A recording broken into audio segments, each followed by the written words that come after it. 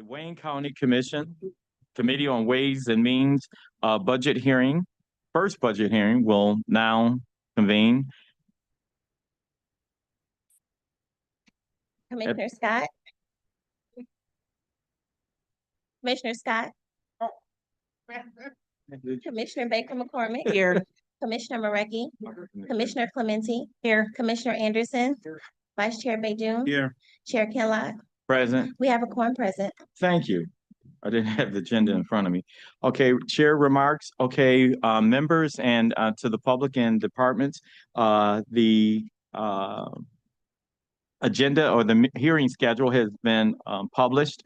As you see, today is the day one of the budget hearing, and we expect to be concluded by Tuesday, September 15th, if all continues to move as expected.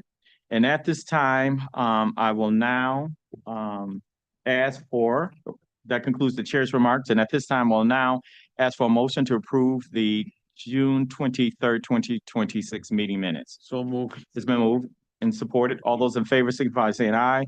Aye. Those opposed, this item stands approved. Next item, Madam Clerk. Item D, unfinished business. There's one listed communication dated June 3rd, 2026, requesting commission approval of the recommended two-year comprehensive executive budget and appropriation to ordinance for fiscal years 2026, 2027, and 2027, 2028, including the operating budget plans for fiscal year 2026, 2027, and the projected budget for fiscal year 2027, 2028. I have a motion to pass for the day. Okay, at this time, I'd like to ask for a motion to pass for the day. It's been moved and supported to pass for the day. All those in favor signify by saying aye. Aye. Those opposed, this item stands approved. Next item, Madam Clerk. Item E, number one, fiscal year 2026, 2027 budget presentations. First, we have the Chief Financial Officer budget presentation to the committee. Good afternoon. Good afternoon. Yes. Please state your name and title for the record. John Wallace, Wayne County Chief Financial Officer. You may proceed with your presentation. Okay, thank you. Good afternoon, Chair Ken Locke and Commissioners. Again, John Wallace, Chief Financial Officer of Wayne County. Glad to be here. 12 years, 12 balanced budgets, and a county that's financially stronger than it's been in over a decade. That did not happen by accident or chance. That's happened through the leadership of our county executive, Warren C. Evans, along with the support of this honorable commission, making the right decisions year after year. These decisions have improved our credit ratings, as well as built up our general fund reserve that has put the county in a position to mitigate risk of things like unexpected economy downturns, as well as I'm sorry, I just lost my came up. Downturns, as well as being able to provide the critical services that our residents expect. And that matters to the 1.8 million residents of our county. But before getting into the 2027 recommended budget, I want to just highlight a few things out of our accomplishments for 2026. In 26, in terms of our accomplishments, we continue to invest in the Wayne initiatives. Obviously, as you know, good health impacts everybody in terms of families, jobs, and community, and that investment helps that. As just recently announced in terms of fresh trucks, taking healthy food directly to the community where residents need it. For public safety, 22.1 million invested in prevention and diversion. Obviously, helping kids succeed today makes us safer tomorrow. As well as 1.9 million invested in the sheriff's fleet, so deputies can have dependable vehicles to get to their job safely. As for public services, accomplishments to date, 251 repaved road miles. You know, people notice better roads, and that has continued, and that's going to continue to grow throughout the rest of this budget year. 12.7 million invested in the stormwater project, which helps reduce and removes debris to help flooding and protect our infrastructure. For the 2027 recommended budget, this budget is slightly lower than it was last year at $2.2 billion, slightly down only because of one-time funding expenditures from the prior year.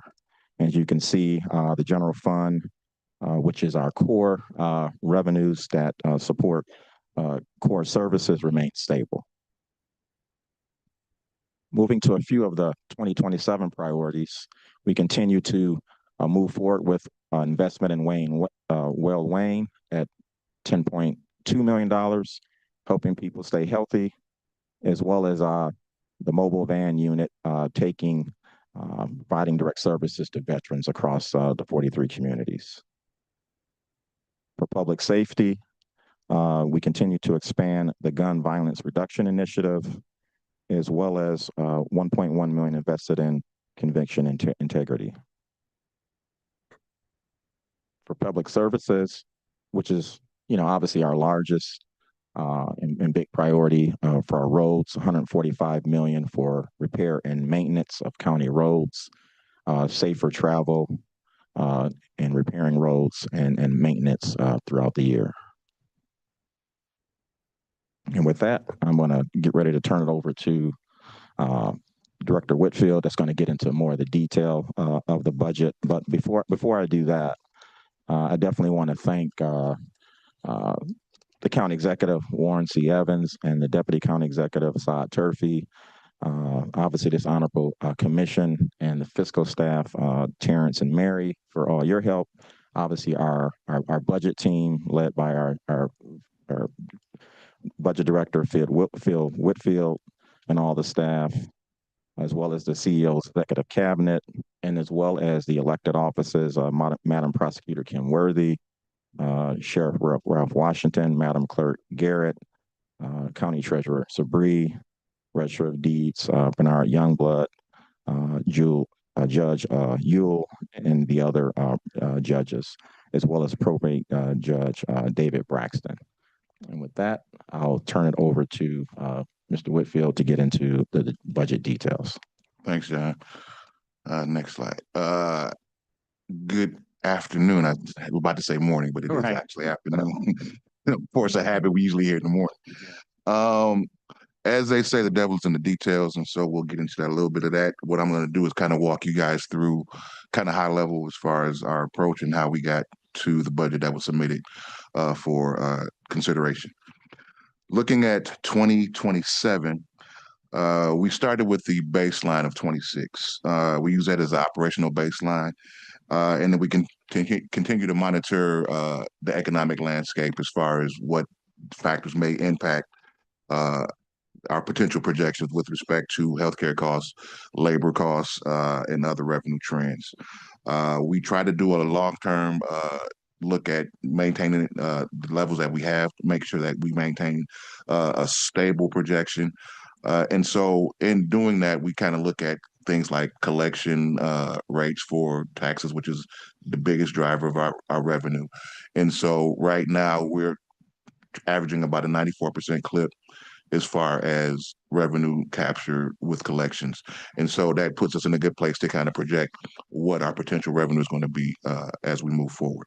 As you look at 27, as John noted, we kind of went down as far as the general fund use.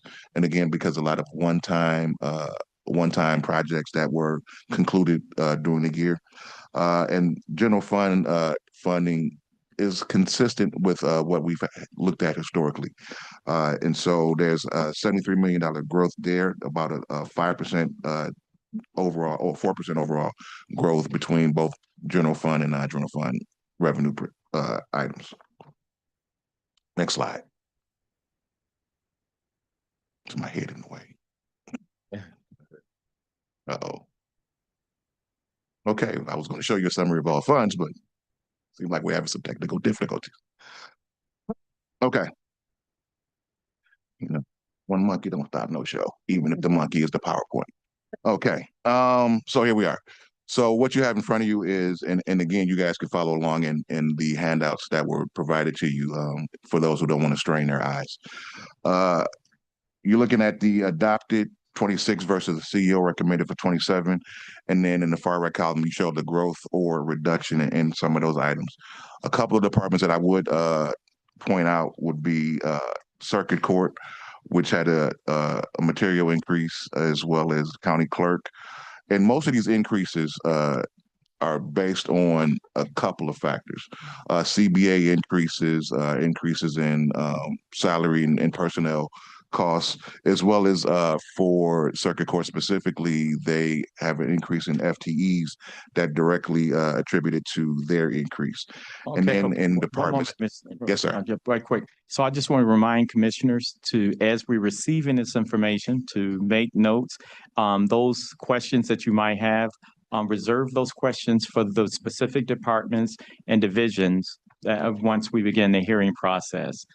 So I just want to, remind commissioners regarding that. You may concede, Mr. Whitfield. Thank you, Chair Kenlock. And so again, Department of Public Services, as some of you are aware, there was an increase in the revenue projected for DPS based off Act 51 funding. And so we did include that. We took a conservative approach to including that because a part of that mix is marijuana tax. And because some of that stuff is currently under litigation, we did not include all of the potential money that would be also included from the marijuana tax. Other increases were health and human services, information technology, the treasurer's office, as well as non-departmental showed a reduction. And that reduction was based on basically projects being finished and reducing the use of general fund for those specific projects. Next slide, please. As we get into taxes, as I had mentioned earlier, we have a pretty healthy tax capture rate. And so that is reflected in what you have in front of you. We do anticipate collecting at the minimum 90% of the taxes that are being levied across the county. And those will provide for the buckets that you see, whether it's from general fund property tax, state sales tax, also airport parking tax is going to be in that mix. Personal property tax recoveries are going to be also included. And with personal property tax, we are anticipating a slight change with that because of both the change in taxable growth because of the potential of data centers being included in some of the taxes that will be levied for 27. So those things have been included. Also of note, stadium tax, as most of you know, at this point has gone away. And so that is a gap that we tip. Yes, sir. As it relates to where should we expect the data center taxes or those revenues to be generated, and where would those dollars go? Under which department would be holding, as well as you mentioned the airport revenue as it relates to parking. Where will that be parked, where we can do a deep dive? Which department should we be looking in regards to that? As far as the airport tax, that we'll have that through economic development. And then for the property taxes, those will be assessed like through our assessment. They would actually know what's being levied and what we actually are collecting. Okay, so as it relates to you saying that the money that you anticipated to be generated from the data centers, that's going to be because of a millage or something? Personal property tax. Personal property tax, no additional revenue that's going to be generated. Okay, I got it. Thank you. All right. Sorry if I caused some confusion with that one. And then, yeah. Next slide. Yes. Point of clarification, you talked about the stadium tax going away. Is that because of law, the time span? The millage expired. The millage. Are we able to renew it again, and where would those dollars? How would we be able to benefit from those? So the stadium tax under statute expires when the bonds that the tax supports. So if there are new bonds that's issued, would that resurrect it? I would have to confer with Corp Counsel. I don't believe at this time we would be able to renew the tax. Okay, the bonds. I'm asking about the issuance of bonds associated with the stadium. Is there an ability? We'll do a follow-up question on that one. Thank you. So if there's like, because they're giving some new information, if there's any point of clarification as they're presenting, I'll allow for questions because they're, mentioning some new, bringing us new information. Yeah, thank you. I'll just repeat quickly. I'd have to confer with Corp Counsel, but I don't believe if the county issued new bonds that would renew the authority to collect the tax. Thank you. And what's the amount that we were receiving? Do you know, from that tax that now we will not? In 25, we received 13 million. And just as a point of clarity, the only bond that we would be able to issue debt on would be the government fund, government-backed bonds. Okay. So if there was some other bond instrument, then we would not be able to We let. need enabling legislation to do that. Correct. Okay, thank you. Okay, Thank you. All right. continue. Okay. Looking at the federal and state dollars, the county will continue to monitor the evolving state and federal funding conditions as part of the ongoing budget and operational taxes. Federal and state grants are key supporters of a lot of the county programs. And so, again, it will be imperative upon us to make sure that we monitor those, to make sure that there are no changes in the landscape as far as legislating and any other things that may be either added or cut. So we'll just be keeping a close eye on those things. Also, as I mentioned earlier, the Act 51 tax will actually provide an increase for our DPS services. And so that will be that has already been included in FY27 budget projections. Next slide.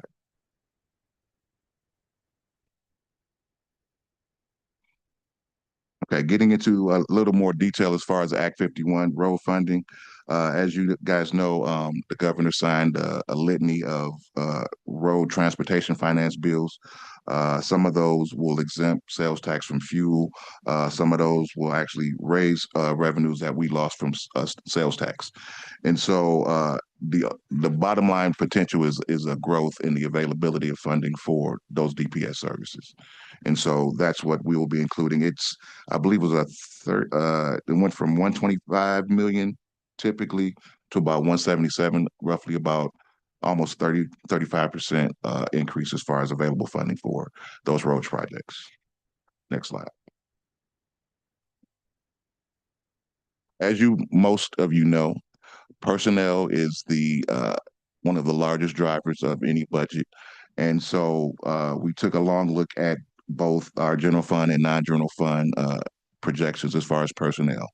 Again, incorporating any CBA agreements, any scheduled increases to salary, also any increases to potential fringe rates, whether it's with healthcare, dental, whatever's in that fringe package. And so in total, we are looking at, for 27, approximately $401 million as far as salary costs. And that is up from 388 in FY26.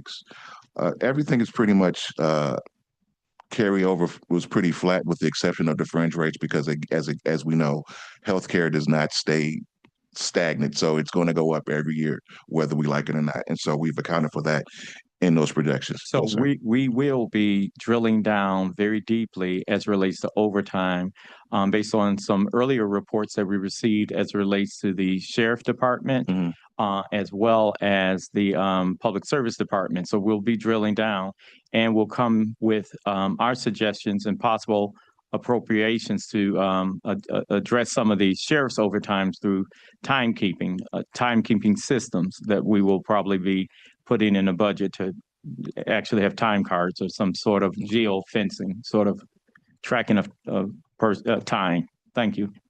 Okay. You said for both sheriff and DPS? More so the sheriff I'm sure of, and the DPS we're gonna get some more information as it relates to both from you all and that department. Yeah. Okay. Next slide. This is a breakdown by department as far as what the salary projected is going to be by department for both general fund and non-general fund. Next slide. Healthcare. As most of you know, the department or the county is primarily self-insured when it comes to healthcare. And so one of the things that will be affected by that will be the utilization that is being captured. Also, there's a fluctuation in prescription and specialty drug costs. That's also going to be impact that has also been factored in, as well as the actuarial liabilities based off of who we have in our retirement system. And so that's going to be attributed to more like the Medicare Advantage plans and things of that nature. Also, with our OPEB benefits, that's probably going to be one of the most significant pieces that we have to keep an eye on for 27.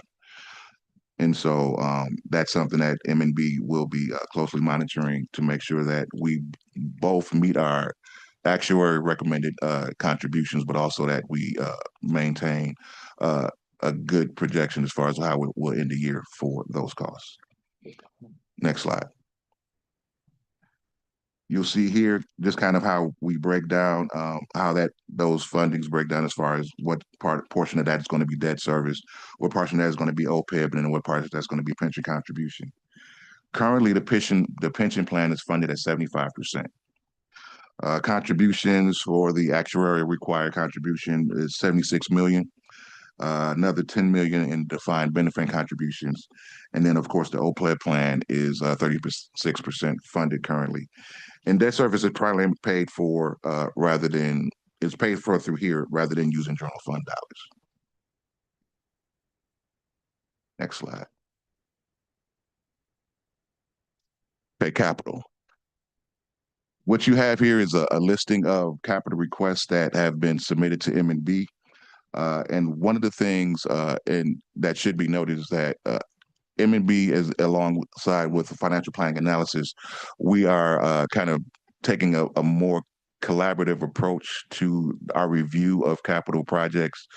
A lot of requests come in, but there's a disconnect as far as what's been requested versus what's been approved. And so between myself, James Tatum, we've put together a group that incorporates not just ourselves, but also the departments that do the majority of that capital work to make sure that these projects are vetted and properly approved. Because when I arrived here in the county about a year ago, that was one of the things, I think one of the first assignments I got was to track down commission initiatives. And one of the things that I noted then was that there wasn't consistency as far as what projects were approved and what projects weren't approved. So we're putting together a process so everybody's on the same page. And so that way, when initiatives come down, they'll be added to that list and we'll be able to monitor those throughout the year. So y'all the two I'll be talking to next year. Yes, sir. Oh, go ahead. Thanks. That's pretty much capital is kind of where we ended the slide, but I'm open to any question that you guys might have. Okay, well, we're going to retain reserve questions for the respective departments unless there was any clarification of what was presented moments ago by you. Okay, there being no further questions, I want to thank you for your part, and I'll go back to the CFO. How would you like to close out your Well, again, thanks again. We always enjoy, this time of the year, coming presenting the county's budget to this honorable body, and we're really looking forward to, doing the deep dive with all the departments to answer all the questions that the commission may have. Thank you, and I want to thank you for getting the budget to us on time this year.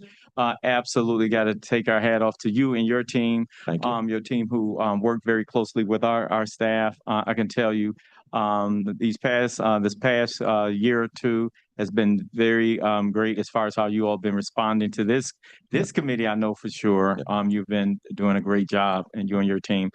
So thank you, and look forward to the budget hearings this year. Thank you. Thank you. Thank you. Next item, Madam Clerk. Up next, we have the Auditor General's Office Budget Sensitive Report. Thank you.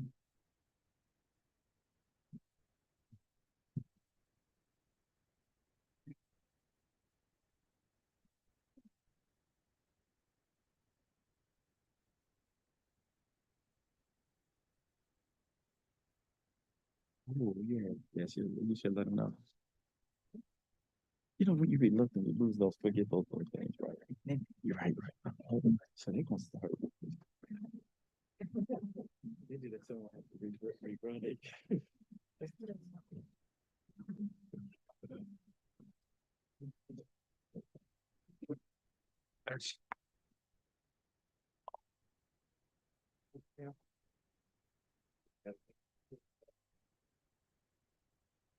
Good afternoon. Okay. Marcy Carl, Auditor General. Vandy Otis, Deputy Auditor General. Crystal Thomas, Supervisory Auditor. I wanted to start off by thanking this committee for giving us the opportunity to present our budget-sensitive fiscal year 25 ACPR report. We prepared this report for the Committee on Ways and Means and the Committee on Audit. We'll be presenting the same report to audit next Wednesday. And is used to capture the budget-sensitive issues which may have a budgetary impact on fiscal years 27 budget hearings and beyond. The scope of our report is May 1st, 2025 through June 30th, 2026. I have made this presentation many times over the past years, so I'm going to turn this over to Vandy Otis, the Deputy Auditor General, and Crystal Thomas. They're going to go through the presentations, and I'm available for any questions. Thank you. Good morning, Commissioners. I'd like to start off with the general fund, which can be found on pages 3 to 7 in our report. The general fund revenues increased by 32.3 million over the prior year. The increase was primarily driven by a 28.8 million increase in property tax revenues and a 13.5 million increase in other revenues, which were partially offset by a 7.3 million decrease in state grants and a 9 million decrease in charges for service revenue. General fund expenditures increased by 13.3 million, primarily attributable to higher expenditures incurred by the judicial, general government, and public safety departments, which were partially offset by reductions in health and welfare and capital outlay expenditures. The impact action commission leadership should request the administration submit an annual report analyzing the cost of delivering mandated services and proposing service fee increases as deemed necessary. If I could add to this slide, this is important for some of our, where we provide services. One example is the food inspection program. I know we did a report about 10 years ago, and we found that the cost of delivering those services, they had to increase the fees, and it was a substantial increase in the fees to the restaurants. So if we look at the cost of these services annually, if we have to make fee increases, they could be smaller increases rather than a bigger hit on the consumers. I agree. Thank you. The general fund balance increased by 50.6 million, totaling 469.7 million, with the majority of the increase reflected in the unassigned fund balance. The unassigned general fund balance totaled 417.5 million, which includes 23 million designated for budget stabilization, consistent with the prior year. The impact action commission leadership should continue to monitor general funds fund balance and amounts allocated for budget stabilization. Unassigned, unrestricted fund deficits and deficit elimination plans, which can be found on pages 7 through 8 in our report. Unassigned, unrestricted fund deficits decreased by 1.2 million over the prior year. As of September 30th, 2025, the county reported deficits in the Community and Economic Development Fund of 226,740. The Victim Witness Fund of 237,137. The Raise the Age Fund of 10,841. And a Drug Enforcement Fund of 7,334. The impact action, the commission should consider requesting periodic updates on the progress of eliminating existing fund deficits and notification of projected or potential deficits and causing factors. The county debt and bond ratings, which can be found on pages 8 through 9 in our report. The county's bond ratings and outlooks remain unchanged from the prior year. The county continues to maintain a stable outlook with all 3 bond ratings. The impact action. It is suggested that the commission continue to monitor bond ratings and request the administration to provide notification of rating changes or anticipated rating changes. Now I'll turn it over to Crystal to continue our presentation. Good afternoon. The next section will be staffing shortages, overtime and succession planning efforts. This can be found on page 9 through 13 of the report. Employee headcounts increased by 356 from 2024 to fiscal year 2025, with 83% of budgeted positions filled compared to 75% in the prior year. The largest number of vacancies remain in the sheriff office, circuit court, and public services. County overtime costs increased by approximately 3.7 million, totaling 37.5 million in fiscal year 25, exceeding the budget by 18 million, with the sheriff office accounting for 47% of total overtime cost. As of the end of July 2025, 1,515 of 5,130 budgeted civil service positions remained unfilled. To support workforce development and succession planning, the county implemented the Oracle Learning and the Oracle Talent modules and integrated the Open Sesame online learning platform to enhance employee development, coaching, and succession planning efforts. Our suggested impact action, as hiring and recruiting challenges endure across all county departments, commission leadership should consider requesting the following from the administration. Continue a detailed and comprehensive compensation analysis for all positions within the county, starting with county mandated departments most affected by staffing shortages. A countywide what-if cost analysis of improved employee health and pension benefit provisions. Continue updates on the status of staffing shortages, voluntary departures, progress of hiring initiatives, and their related impact on key initiatives and mandated services. Continue periodic updates from Personnel Human Resource on implementation of progress of succession planning. And lastly, an analysis of why overtime expenditures continue to increase despite a decrease in vacant positions, and an assessment of the factors contributing to the county's continued reliance on overtime. Our next section is the retirement system funding that can be found on page 13 through 15 in the report. As of September 30th, 2025, the county's retirement system increased slightly with a 73% funded ratio in compliance with the Michigan Public Act 202 of 2017, consistent with the prior year. County contributions exceeded the required minimum by 26.5 million. Plan assets at funding value were sufficient to cover 100% of employee contributions on deposit and 76% of future benefits for current retirees and beneficiaries. However, no funding was available to cover employer match obligations. At market value, plan assets were sufficient to cover approximately 8 years of retiree benefit payments, with payments beyond that period dependent on future contributions and investment returns.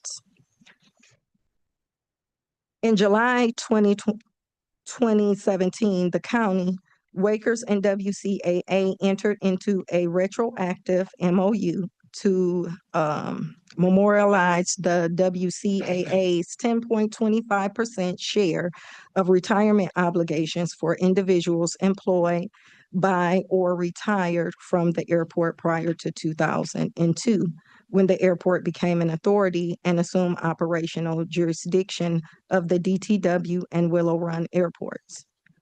The MOU obligation WCAA to make payments totaling $22 million over a 5-year period ending September 30th, 2020, after which time the three parties will come to an agreement for settling any remaining unfunded portion of the liability.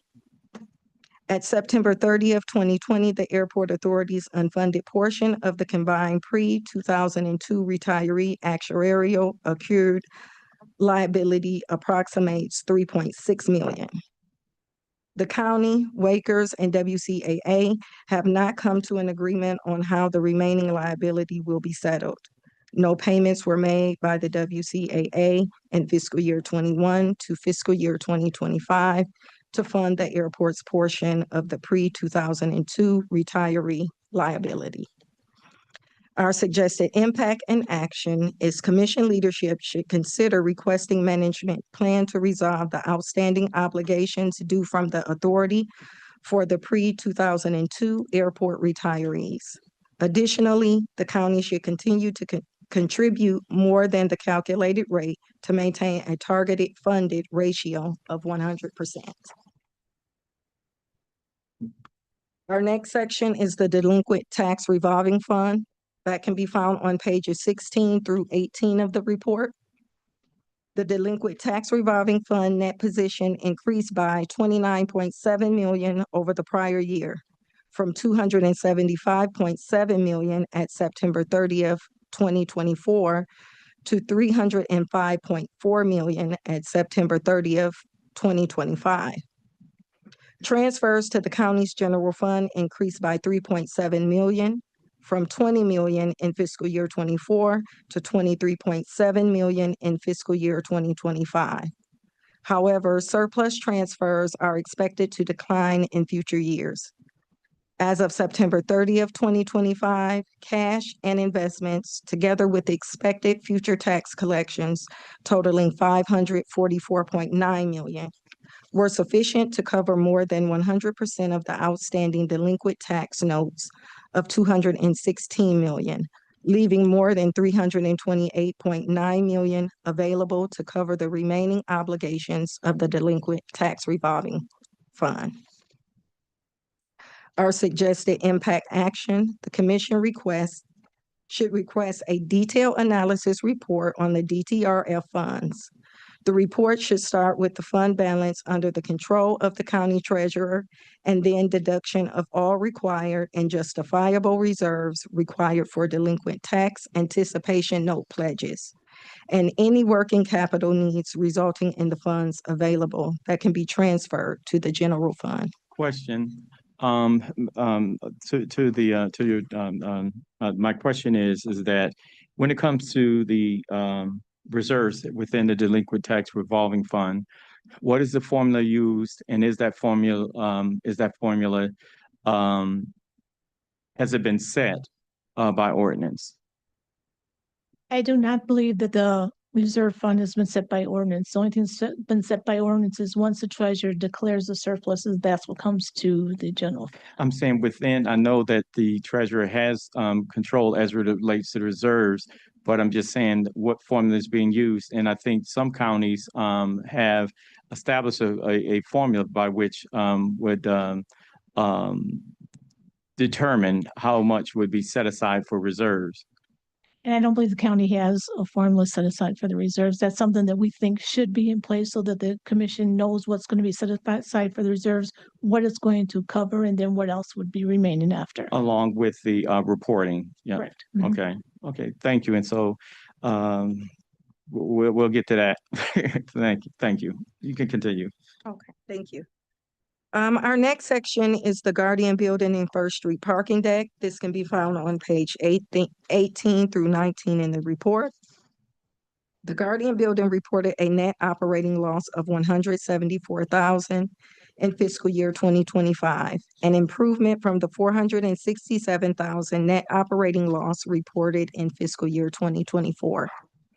The building's occupancy rate decreased from 88.3% in fiscal year 2024 to 86.5% in fiscal year 2025, while unpaid rent increased from $148,000 to $170,000.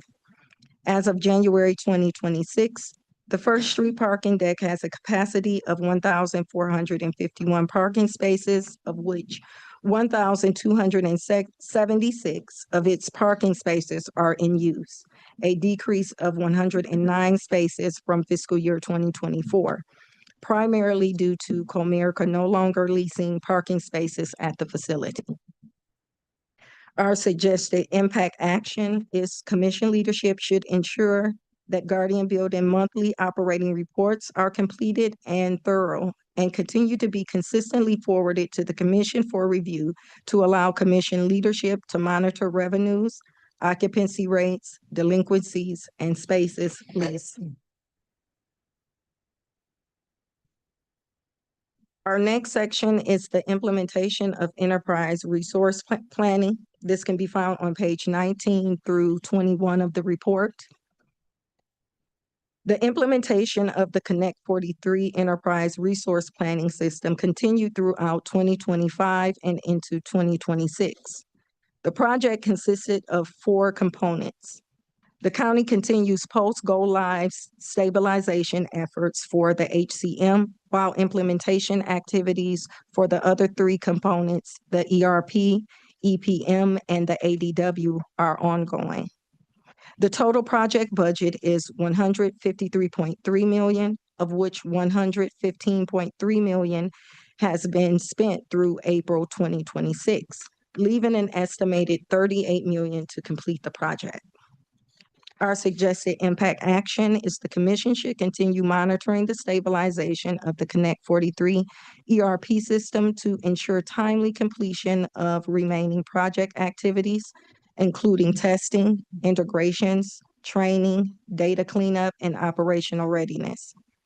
Continued oversight should also include monitoring project expenditures, contract amendments, staffing support, active project risk, and the county's progress towards stabilization and long-term operational sustainability of the Connect 43 system.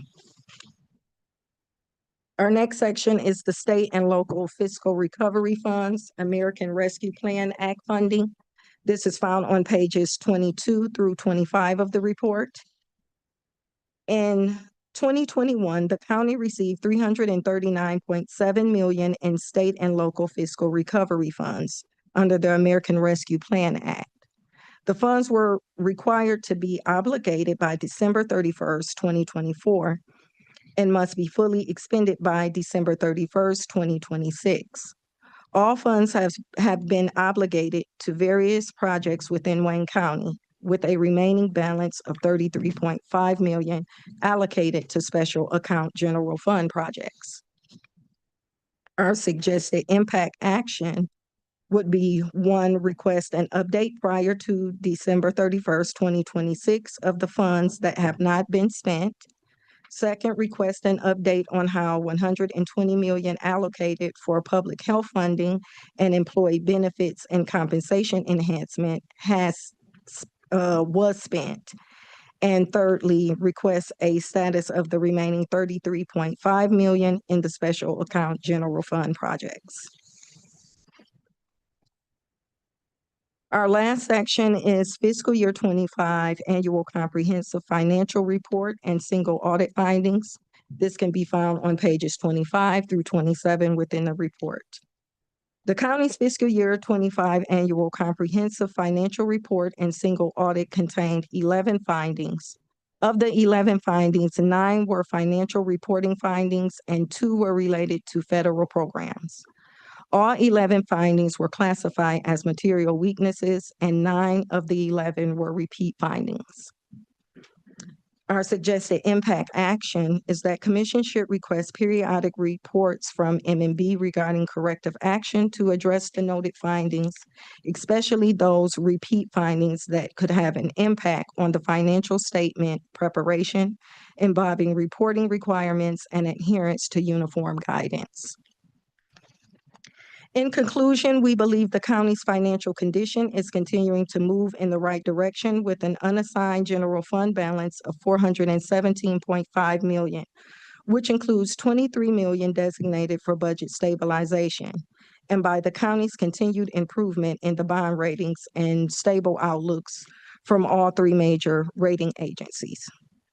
The county still faces many challenges, particularly in the area of obtaining adequate staffing and employment retention, strengthening internal controls, completing implementation of the Connect 43 ERP system, and addressing operational issues necessary to fulfill its obligations to the county constituents. It is our hope the commission finds the information in our report helpful in the preparation of the fiscal year 2026-2027 budget deliberation process. This will conclude my presentation. I would like to say that, yes, this document is absolutely helpful. I'd like to let you know I've already began moving on some of these recommendations. I just had a talk with Mr. Wallace. But yeah, this was some good information, and thank you as always. Not just this, when you come before us during the budget time, but throughout the year, the information that you provide to us throughout the year. Yes. I just want to thank my staff. So we had a shorter time frame for preparing this report this year. So I want to thank everybody in the staff took a section, they got it done. And also thank Department of Management and Budget for their quick response turnaround. If you go into the actual report that was provided, we have detailed reviews from responsible officials for each of the sections. Okay, thank you. And Commissioner Baker McCormick. Yes, I wanted to just clarify most of the action plans that you impact and action plans that you included in the presentation.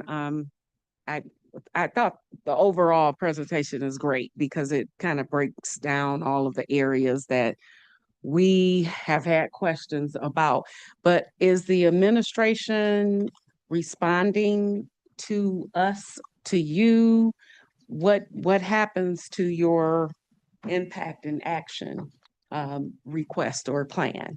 What we do, we take all the impact action items, we forward them to the fiscal agency office, and then they're included as budget instructions and they're followed up by the fiscal office. Okay, because we do this every year, right? And so do we look at the action plans that we requested last year, the impact, and where we stand in what we requested last year that was or was not complete?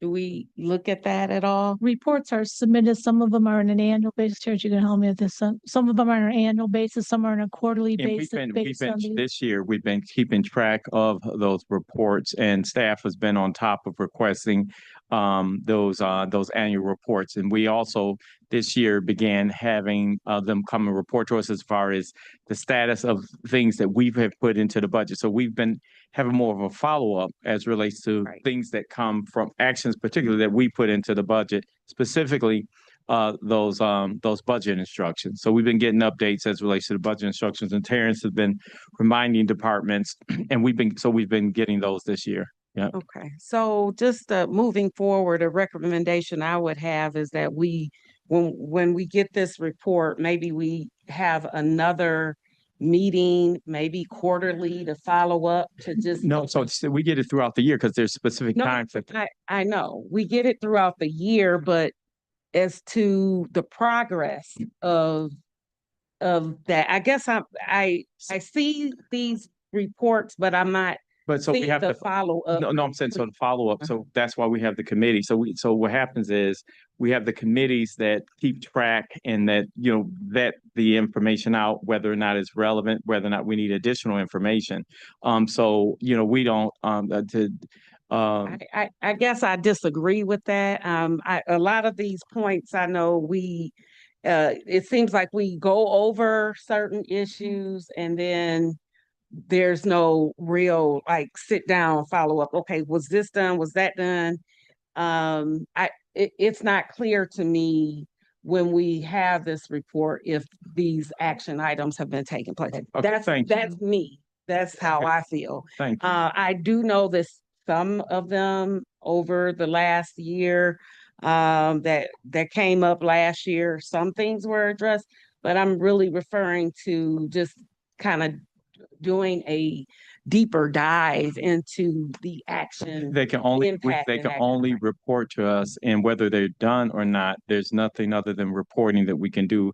We can put the money there, we can put the equipment there, but we can't mandate other than appropriations and by ordinance for them to actually execute, an appropriation. And what I'm recommending is that we just, again, maybe quarterly have a meeting just to see where we are. Okay. And that's all I'm saying. So noted. Thank you. Thank you. Thank you. Okay, okay, any closing remarks? That's our closing remarks. Okay, thank you. Okay, thank you, like, once again, for the information. And we look forward to continuing throughout the year receiving, updates. Thank you. Madam Clerk, next item. Item F, such are the matters as may be properly submitted before the committee. I know of none. Next item. Item G, public comment. Okay, at this time, Madam Clerk, would you unmute those individuals who are joining us by Zoom? If you would like to address this committee, please raise your hand or indicate that you would like to address this committee in the chat. Chair Kellogg, there are no hands on Zoom. Have we received any communications? No communications have been received. At this time, is there anyone present who would like to address this committee? Anyone present? Public comment is closed. Next item, Madam Clerk. Item H, adjournment. Motion to adjourn is in order, moved by Member Marecki, supported by Commissioner Baydun. All those in favor signify by saying aye. Aye. Those opposed,